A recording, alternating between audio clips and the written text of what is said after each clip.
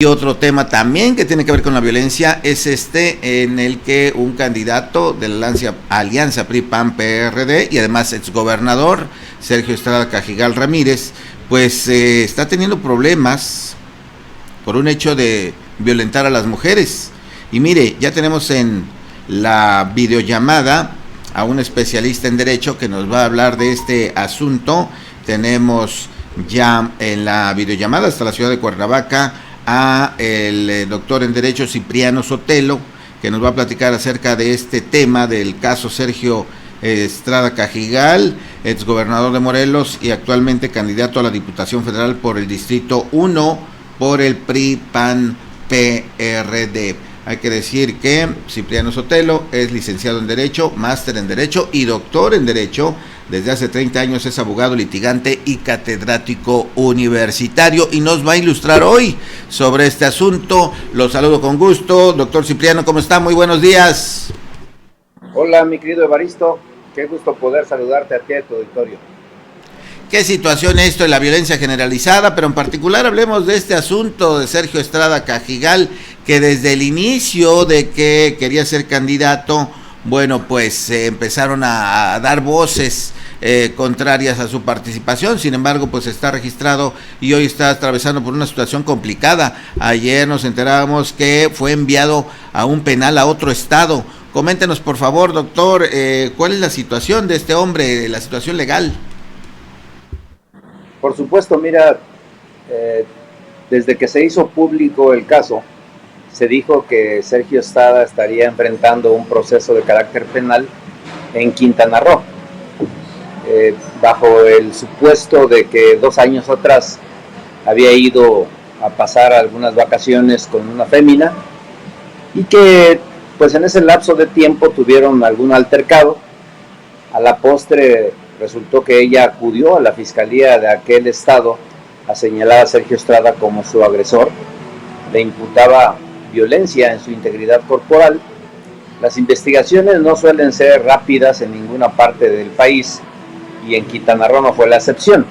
Lo que por supuesto sí llama mucho la atención es que cuando él se inscribe para participar en esta contienda, de inmediato el juez le da celeridad al caso y dicta medidas cautelares en su contra.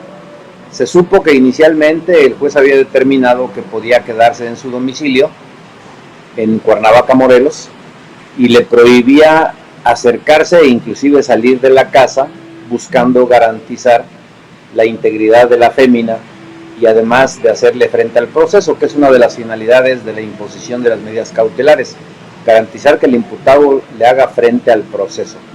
Sin embargo, una semana después, surge a la luz pública la versión de que el juez había modificado la medida bajo el supuesto de que Sergio Estrada sí había buscado por redes a la fémina, donde le imputaba algunas calumnias, y el juez consideró que estaba desacatando la orden que le dio de no acercarse a ella.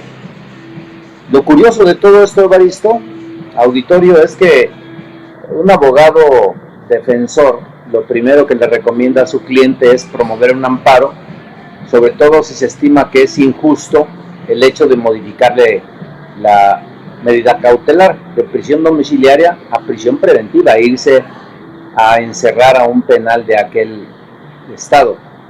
Sin embargo, no ocurrió nada. Sergio Estrada, hasta donde sabemos, acató el mandato y fue solito a entregarse el domingo pasado, y parece ser que ya duerme en el penal de Quintana Roo. ¿Qué es lo que va a pasar con él? Desde el punto de vista jurídico, él puede seguir contendiendo, va a aparecer en la boleta. Si gana la elección, en todo caso, debe esperarse al momento en el que deba tomar la protesta para que pueda solicitar la modificación de la medida, ejerza su cargo como diputado si fuera electo y se suspenda el procedimiento penal que se le sigue, porque este cargo en automático a él le da inmunidad procesal penal. No implica que si fuera responsable va a quedar exonerado, no. Simplemente se provoca una suspensión del procedimiento en tanto él desempeña el cargo para el que fuera electo.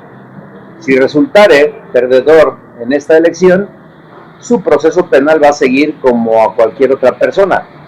Él ahorita está procesado solamente, llegará un momento donde se tengan que aportar los medios de prueba, su defensa deberá hacerlo, y después hacerle frente a un juicio oral.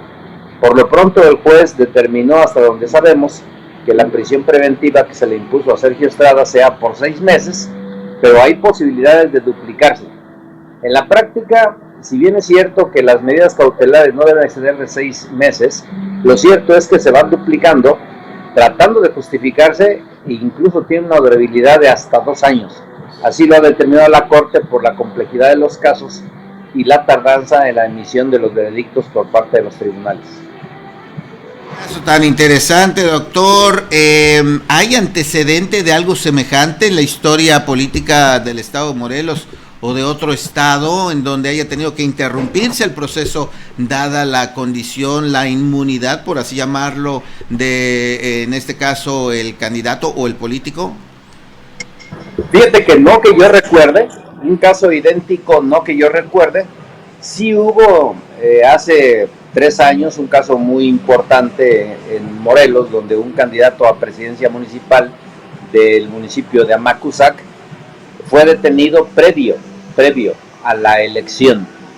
Se llevó a cabo la elección y estando en prisión ganó esa elección. Él salió triunfador. Aquí el gran problema es que parece ser, hasta donde sabemos, que tenía otros procesos penales y la autoridad electoral consideró que había un suplente y ese suplente fue el que a final de cuentas por decisiones de las autoridades electorales asumió el cargo. Pero casos idénticos como el de Sergio Estrada, el día de hoy no recuerdo uno en la historia moderna de México. Es un caso, por supuesto, que nos deja reflexionando porque se enfrentan 2 tipos de normas jurídicas, la norma electoral y la norma procesal penal, donde todos tenemos que enfrentar un proceso con las garantías adecuadas, pero sin soslayar la fuerza de la autoridad y de la propia norma. Pero también hay excepciones que en este caso la ley electoral permitiría la suspensión del proceso penal para desarrollar ese cargo precisamente que se le podría dar el próximo 2 de junio a Sergio Estrada. Si él ganara la elección, él no podría de manera automática solicitar su excarcelación. Habría que esperar los tiempos de impugnación en su caso, que se emita la constancia correspondiente por el INE y en todo caso ahí solicitar la modificación de la medida para que él pueda estar en libertad cuando vaya a tomar protesta como diputado federal. Un cargo, una situación muy interesante en materia jurídica. Vamos a ver en qué termina. Desde luego, para que se pueda avanzar, tendría él que ganar la elección de este domingo, que ya está todo puesto, ya está todo dispuesto, ya solamente es cosa de que la gente vaya a votar, así es que habrá que esperar. De lo contrario, como lo ha dicho doctor, pues será un proceso común y pues llegará hasta donde tenga que llegar. Vamos a estar al pendiente. Gracias por este análisis, por esclarecernos cómo va este asunto. Y ya por último, entendemos que el caso es de violencia, ¿no? ¿Qué tan grave es ese delito? Parece ser que es violencia en contra de esta chica, con la que, según se ha dicho, no fue su pareja, no fue su concubina. Sin embargo, se está manejando como violencia intrafamiliar, aunque se trate de una relación informal, porque ese estatus le da la ley. No es un delito grave establecido como tal, inclusive hay posibilidades de alcanzar algunos otros beneficios legales que sus abogados tendrán o pretendrán hacer valer seguramente, pero en este tipo de casos lo común es que se imponga a los imputados como medida cautelar que no se le acerquen a la víctima. Eso es lo común. A mí me extrañó mucho que el juez hubiese decidido dictarle prisión domiciliaria. Eso no es muy común en ese tipo de delitos. Pero fíjate que menos común es que le impongan prisión preventiva por un delito que, hasta donde se ha hecho público, las lesiones de la fémina son mínimas y entonces las penalidades son muy bajas.